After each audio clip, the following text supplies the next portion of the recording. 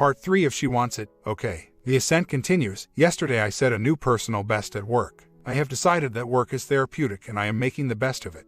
I used to feel as if I had adult onset ADD since I was never able to concentrate. Now that my stresses are gone, it is so much easier. I went to the gym after work. 20 minutes of increasingly more strenuous cardio followed by a half-hour upper body routine and then my first power yoga class. Just like the other yoga class, I came out drenched, stretched and spent. Afterwards I went shopping for my new outfit. I window shopped at lunch earlier and went to a few other stores last night. I haven't seen anything that I really like yet, so I'll keep looking. Basically, it is an informal hearing, so I don't need a suit, but I would like to get something I could wear on a first date when that time comes. I did buy a scale. I have lost 30 pounds since this all began. At first most of it was just due to not eating. Now it is due to my efforts. I would like to lose another 7 pounds or so. I want to get really lean, mean and toned. I am thinking the routine I am pursuing will allow that to happen. I want to get into work early today. There is a meeting I want to go to after work and I want to get home in time to work out first. Another day of relative normalcy yesterday. Pushed myself a little harder at work and set another high production mark for myself. By the end of the day today, I should just blow past my weekly goal with a day to spare. After work, I handled some correspondence that I had been putting off and then hit the gym for a blast of cardio, followed by some weight training and finally another session of yoga. I feel great this morning. While I was at the gym, I talked to a woman I had seen there before. That was something I would not have done in the past. We just talked about fitness and routines, nothing persona. But it was nice to talk to someone with a common interest. Yesterday I found myself getting upset that I had not spoken to H for almost a week, aside from texting her about the things she had left and having her say thanks. Yesterday afternoon she emailed me to touch base. Nothing important, just a quick what's up. I told her it was nice to hear from her, that work was going great and I was looking forward to the yoga class afterwards. She replied that was great. She hadn't been so god about working out because she was so busy at work and she hoped the rest of my week went well. I said, same to you, talk to you later. And that was that. That was it. Still trying to figure out how I feel about it. Time will tell. Duty calls, time to rise to the challenge. For some reason the roller coaster ride has intensified. I almost feel bipolar in how I feel. One moment I feel complete acceptance of the situation, even to the point of fantasizing about what the future holds for me, and then the next I feel totally crushed and feeling guilty about thinking of a future without her. I've read where many who walk away do so be believing the fantasy that life will be better when they divorce because they will then be able to find themselves. Typically, it turns out that the fantasy never comes true and they end up worse than before. So, I almost caution myself not to shoot for the moon while fantasizing about my future so that my expectations don't lead to disappointment for me. Then the emotion of 25 years crashes over the whole thing again. I find myself missing her and wanting desperately to keep trying. For the past week I have not made any attempt at communicating with her. She sent me a short email and I responded with an equally short response. She said good and have a nice week. I replied, you too. I have not slept well the past few nights despite being physically and emotionally exhausted. I think the short email shorted out the process of recovery somewhat. I don't know, but I wake up thinking about her. My heart is pounding and I am unable to get back to sleep.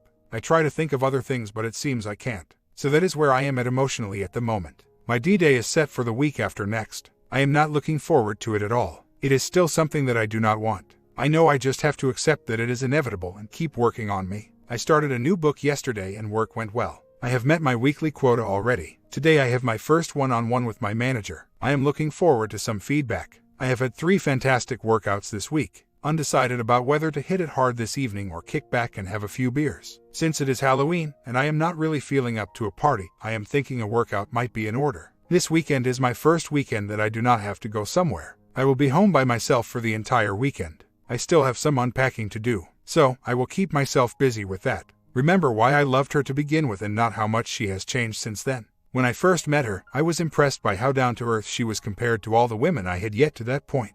How she was focused on doing the right thing, not worried about how things looked or what others thought. As time progressed, a lot of that changed. Those changes were some of the things that were making me unhappy. She went from that to becoming more and more into the style over substance lifestyle that is the reality in most of society today. I have always been about doing the right thing. I would have died for her. I would also have killed for her. I feel I have done the right thing all along. I fed, clothed, and housed my family. I think most of my pain comes from knowing now that none of it mattered to her in the end. I had my first one-on-one with my manager Friday, still trying to figure out what to think of it. What I thought would be a relatively positive experience was more discomforting than anything. She told me that she notices that I ask a lot of questions and that the person mentoring me won't be available to me in the future. She said they hired me on the basis of my experience and she felt I needed to be more independent.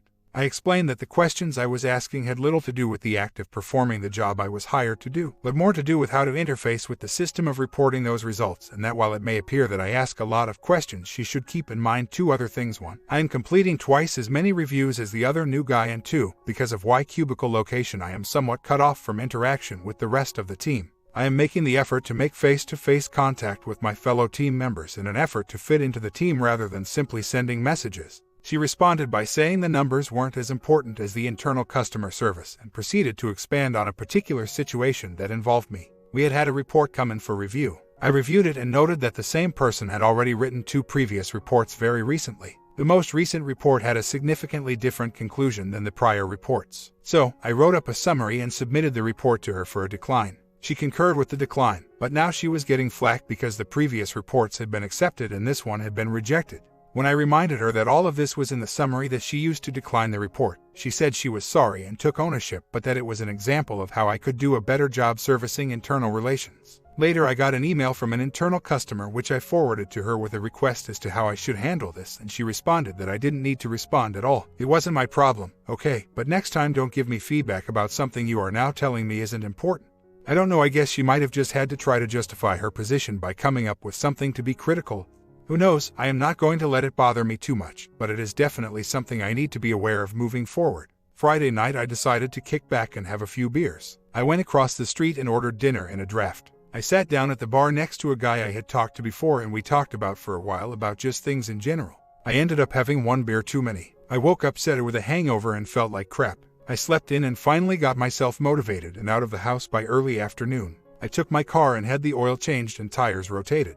So now I am ready for winter, I guess. I am still on a roller coaster and I am really getting sick of it. I know it is what I am going to have to face for at least the next several weeks. The book I have been reading is by Wayne Dyer. It is called You'll See It When You Believe It. So far it is almost as if the book were written directly for me. He makes a lot of points that strike exceedingly close to home. I am lucky to have an old friend that I can discuss these issues with. I called him this morning to make an appointment with him. Call and talk about the things I have read and the self-discoveries they have led to. I read some Dyer stuff years ago and found it really helpful. It has made me realize how much of myself I had given up in order to pursue the dream of us and how these sacrifices had become the root of my issues. It has also made me realize just how far from that dream she had meandered from over the years. As I previously posted, I feel I have always been about doing the right thing. Early on so was she. I feel I sacrificed a lot of myself to accommodate her straying from the path. At the time this was to my own detriment. As I move forward with my life, recognizing this will help me to become a better me. Whether she ever gets it or not is beyond my control. I can only follow the path forward myself. Yesterday was another roller coaster. I slept in until 7 a.m. and made myself breakfast. I read by a little while making it. I just can't express how much this book feels as though it were written specifically for me. Another very strange thing is how the things I am reading in the book are being reinforced by other things in my life. For instance, I had Chinese for dinner said night. My fortune cookie said, "Failure is not defeat until stop trying." Yesterday morning I am reading a section of the book about visualization. One of the points being made was about how we look at failure, and then right there in the middle of the section is that very same statement. There have been others just like that. Too many to write off as coincidence. Despite the book, the ride continues. I had simply dumped a couple of drawers from my chest of drawers into a box when I moved. So yesterday I decided to sort the stuff out. The drawers had contained my personal stuff, things that I felt were important to me. Some of my dad's stuff, small trinkets my kids had given me, awards from work, etc. Among the items were a handful of cards given to me over the years by my wife. Seeing those opened the floodgate of emotions and tears. There were also some old photos of us. I stashed them in a box and shoved them in a closet. I guess I am just not ready to throw that part of my life away yet. I also came across my wedding ring, which I had thrown in there when she decided we had to get a dissolution. I attached it to the dissolution papers and filed it away. Another floodgate thrown open. I hope today the ride smooths out a little. I have to get ready for work and then tonight is a yoga class. One of the things I told her when we had our last real conversation was that she is a quitter. She took great offense to me calling her that, until I simply reminded her that that was her word, not mine. She was the one who said she quit. She was the one who said she just gave up. So, if she doesn't like being labeled as a quitter, then perhaps she should think about exactly what she has done. I have no idea whether she will ever understand that or not. She still harbors some fantasy that we can be friends and be comfortable with each other, that we will have a Christmas dinner together as a family this year. I get more the more I think about it. It is just more of her manipulation to avoid her having to deal with the consequences of her greed. And I do mean greed because her selfishness extends beyond rational self-interest. She has destroyed my family, and as far as I am concerned, that is all that is left. My family, my daughter and my son. The hours ceased to exist when she made her decision, and the woman I married would never have hurt her children the way she has. I have no interest in enabling her fantasy any longer. In fact, it was my enabling that allowed the fantasy to form in the first place. Yesterday was another day at the office, and continued to surpass my goal, and I have managed to remain focused while at work. I know I said it before, but I used to feel as though I had adult onset AD before. Now I just keep grinding through my queue, almost anticipating what the next report entails. I went and worked out last night, some more strenuous cardio. I do the same track on the treadmill, but I keep increasing the speed and incline. I am now up to 5 mph, which is almost a slow jog, but I am walking it. I increase the incline for more resistance. One problem I have is finding a song on my MP3 player that doesn't remind me of her. I did my weight training but cut it short for yoga. Then the instructor canceled. But those of that already had shown up decided to give it a go ourselves. One girl volunteered to lead us through a short routine, and from there we all just did our own thing. It lasted about 45 minutes. When it was over, I talked to the girl who had led the class. She was a young girl from Mexico. We talked for a while outside about where she is from and the area we now live. We talked about yoga. It was nice to have the human interaction. Something that I have noticed over the past few days is that I am becoming more comfortable being alone. Last night I didn't call anyone to talk to them about the things going on in my life. I just came home and was by myself. I guess that is some sort of breakthrough. As I approach my D-Day, I am still very anxious about it. I have come to realize that there were many things about her that had come to bother me. I felt she took me for granted. I felt she used me. I felt she deserted me once her needs were met. As Chuck said yesterday, none of that is attractive. Part of me feels this may be the best thing that could happen to me. Yet part of me still loves the woman I married. The woman that I know she really is. Maybe absence and separation will force her to realize what she has walked away from. I have no control over that. Yet I still feel as though I do not want my marriage to end. I still feel that we can work through the issues and move forward to a better, stronger relationship than we had before. But it falls on her now. I have made the effort and she has made none. I haven't decided yet whether to ask her one more time before the hearing to reconsider what she is about to do or just allow it to happen. I do know at this point that I truly can make her no promises. But the reality is that promises really to mean nothing anyways. She made a promise to me to be with me till the end. And yet here she is ending it. I know I am hurt beyond words by the ways things are going. The wounds are still fresh and the healing will take a long time. The kids are not kidding anymore. They are both adults. So as far as I am concerned, they are now my kids, and she deserved no more consideration in my relationship with them than she gave to me in our relationship with each other. When she chose to walk away from me, she chose to walk away from my family as well. She can deal with the consequences, but her fantasy isn't going to become reality because of my efforts. Yesterday was perhaps my calmest day in months. I felt like I was on a straight, level section of track on the roller coaster. I believe the anger is starting to set in. The closer I get to my D-Day, the angrier I become, and yet the more I realize that this might be the best thing in the world, for me. My anger is directed at her and her alone. I am realizing the depths of the manipulations as she has attempted to foist the blame onto me. I was unhappy even though she tried everything. Bullcrap. We can still be friends if I can just embrace the change. Bullcrap. We are forever connected through our children. Bullcrap.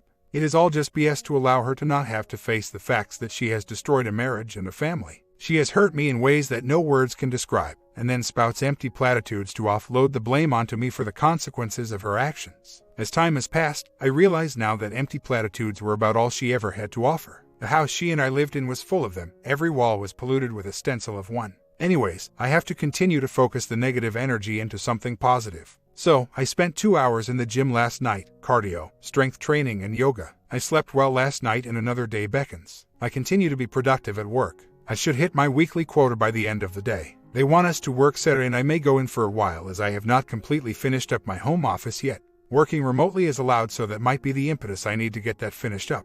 Doctor's appointment first thing yesterday morning.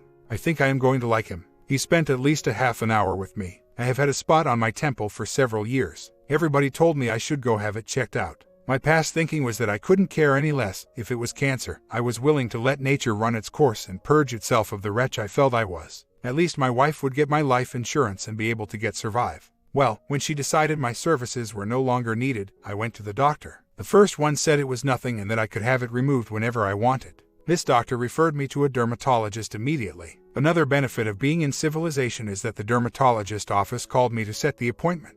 We also discussed a vasectomy, as I do not have any intentions of repeating the mistake my dad made. He married a younger woman after my mother died. They had a child when he was in his 50s. It was sad for him, his wife, and my sister. Needless to say, a referral was made. Finally, we discussed my meds. He wants me off the meds ASAP. He said it was addictive and described the roller coaster effect even before I had had time to tell him myself. He changed my meds. We discussed counseling and he made a referral. Very productive week at work. I have to go into today to make up for my lost time yesterday. I should top 70 points for the week by noon today. I also started working on my new buddy from the bar about opportunities at a rival bank.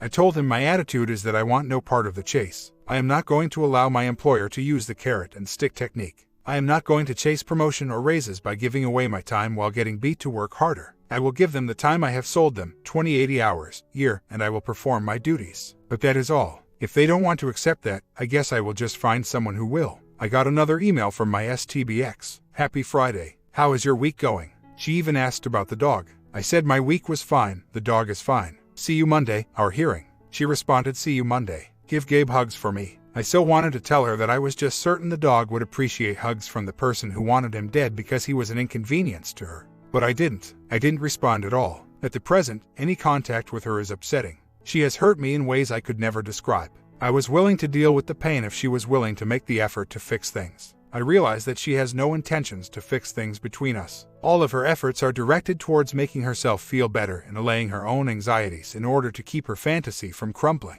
I have no interest in participating in that effort. As of Monday, she will need to understand that she has eliminated the words us, we and ours from any dialogue between she and I when she is ready to deal with the reality of what she has done. Perhaps she and I may talk. I made it through D-Day, just like any other day. I didn't die. I woke up the next morning and still needed a cup of coffee and something to eat. I have decided to continue to limit all contact to an absolute minimum. The longer the scab has time to heal, the less damage it will cause when she tries to her next attempt at manipulating me back into her sphere of control. After it was over, I went and had lunch with two of my biggest supporters and talked for several hours. Afterwards, I went and played racquetball with my bro-in-law and then back to my sister's for dinner. When I got home, I looked at some dating sites and signed up for one. I have already gotten some interest. I can't look back, I can't change the past, but I can damn sure make sure my future is what I want.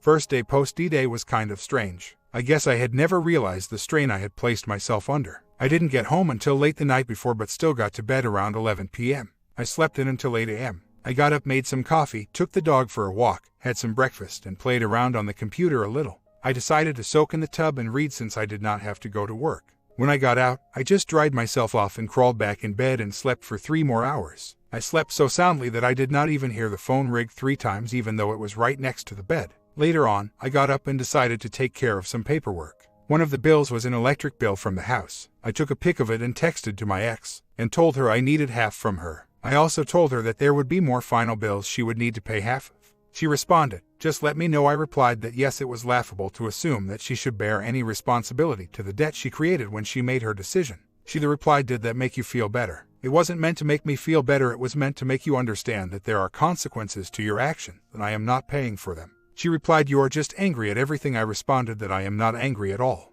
but that she must understand that she is still responsible for her past regardless of whatever fantasy she may be living in. I then told her that I would only be contacting her when it was required and to leave me alone. Then I went and worked out for 2 hours. I came home, made my dinner, and went to bed. It has been another few days since my last post. I don't know if that is good or bad. Friday at work I had another go around with my supervisor. An issue came up. I sent her an email. She didn't respond. So, I asked one of the other guys about it. Total time spent with the other guy, 30 seconds. About a half hour later he comes over to my desk. He has the exact same issue come up, with the same vendor. What did you send them? I told him. He asked if I could copy and paste and he would send the same. Total time spent less than 30 seconds. So, in less than a minute we solved 2 problems. About a minute later, I get an email just as a reminder, all questions are to come through me. I told her I had asked her, she didn't respond. I wanted to move on, spent 30 seconds picking the brains of a colleague and he actually had the same problem later, so we killed 2 birds with 1 stone in less than a minute.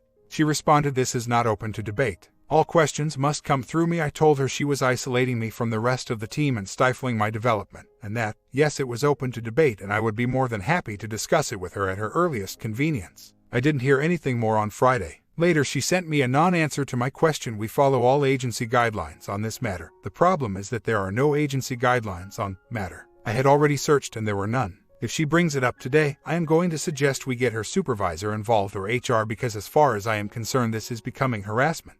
I have never worked for someone who complained that an employee asked too many questions. especially not when they were producing 33% more than required on a regular basis. Friday night, I met my new buddy over at the bar. I had my 3 beers along with dinner and headed home since I had to go into work on Saturday.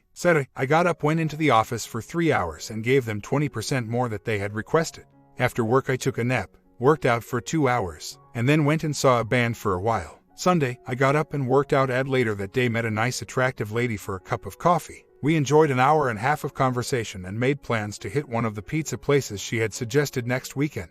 She gave me her number. I told her I would call her on Wednesday and make the arrangements. I also have another coffee date set up for Tuesday morning with another lady. I'm not looking for a relationship, I'm just seeing what is out there. If something happens, it happens. If it doesn't, oh well. This morning we got our first snow. It is so nice to know that my car is in the garage and all I have to do is get in and go. For the past 20 plus years, I would have gone on out, scraped the snow off, started my wife's car so it was warmed up for her, and then gone and done the same thing for my own. I really hope she remembers that this morning when she is doing that herself. I wish her no ill will, but sincerely hopes that she gets to enjoy all of the consequences of her greedy decisions. Settling into my new life. I've had little to no contact with my ex and want to keep it that way. She needs copies of our tax returns, and maybe someday when I am not so busy, I might get around to sending them to her. In the meantime, she mailed me a check for the money she owed on her half of some of the final bills from the house. She included a note: "I am truly sorry." No problem, I balled it up and tossed it in the trash. In the meantime, I have plans to go play pool on Friday night. There are a couple of women in the group I might be interested in meeting. I have a date for Saturday and a coffee date on Sunday. Later on Sunday, my daughter and her fiancé are coming over and I am making them dinner. So, my weekend is full and I already have plans for the holidays. I have every intention to seize the opportunities I have been presented with by the situation that was imposed on me. I am working out for an hour or two every night. I am getting into the best shape of life. I am eating healthier. I am putting myself out there to meet new people and make new friends and experience things I never dreamt were possible. I refuse to even get upset anymore. I am going to enjoy life and all that comes with it. Good and bad, each can be a learning experience. I have been keeping myself busy, still having some issues at work, but I am working on it. Hopefully to be resolved by a better job away from the paradise control freak who is trying to be my coach. I really think she is afraid of me because I recognize she is an empty suit who is in over her head and won't allow her to blame me for her mistakes. I have some stories to tell about her that would take far longer than I have at the moment. Maybe this weekend. I have not had any contact with my ex, none at all. But I have developed this little revenge fantasy. I know I would never do it, but it is pretty funny if you ask me. Every morning and evening I have to take the dog out to do his business. I then have little bags I scoop it up with to toss in the trash. Every weekend I have to sweep up all the hair and dander he sheds all over the place. So, I would love to find a spring-loaded box and deposit all of the doggy doo, hair and filth from the sweeper into it. Wrap it all pretty and have it shipped to her house for Christmas. Then when she opens it, the whole thing explodes and fills her house with all of the crap I have to deal with on a daily basis. Don't worry, it is just a fantasy. I have no intention of following up on. Well, after the salt mine, I had another backslide the other night. After my date I was sitting here feeling sorry myself and getting angrier by the minute that my ex could do what she has done. Then the dog decided to crap and pee all over the carpet, which put me over the top. I was surfing the web and eventually ended up on FB. I was looking at the pictures of our vacations and reading all the comments about what a beautiful family we had and how we were making memories, etc. H would always respond with a smiley face or a blushing face or some other kind of face. I couldn't help myself and gave into temptation. Yes, it was beautiful family, until H decided to quit and walk away. The next morning the post was hidden, but I was still feeling pissed. Why don't you tell them how you destroyed that beautiful family by quitting and walking out? Then I opened IM and started taunting her about being a coward and a quitter and demanding money for carpet cleaning, dog food and the blinds the dog has ruined. She unfriended me, wow. Unfortunately, a few moments later I got a call from my son asking what was going on. He asked me to take down the post, which I did. My day was ruined and I did it to myself. I'll do better today. A week later, my entire existence has been turned upside down. When my ex dropped the bomb, I fled. I had no desire to live in the house, no desire to stay in the town we had lived in, no desire to continue my job. I wanted to be gone from the pain and the hurt, and I fled. I now live in a strange apartment, in a strange town, work in a strange place with strange people. Everywhere that I go I see strangers. Everything that I do is with strangers. Every daily habit has changed. Every daily routine has been changed. There is nothing I can do about these things now. I cannot go back. The house is gone. The damage has been done. In fact, I have no reason to go back at all. It is all gone. There is no going home. There is only existing here for the time being. I am coming to grips with issues slowly, but I still have no clarity. I am weaning myself off the anxiety meds. I have taken fewer and fewer over the past week and did not take any yesterday. I still have the anxiety, but I am being forced to confront it rather than hide from it as I was doing with the meds. I am now truly working on some solutions. For the first time in months, I do have some real sense of hopefulness about the future. I know the dreams that I had harbored are not going to come true. Now I need to dream some new dreams. I need to reflect on what really will make me happy. Some of the things I felt were stressors weren't really stressors at all, at least not by themselves. I gave up my business and with it my freedom and independence. But the fact is that I loved the lifestyle it afforded me. The stress came from trying to live my life to someone else's expectations. I think about returning to the field. I do not know that I can be happy working in a cubicle for the next 15 years. I know that I will not be making any rash decisions moving forward.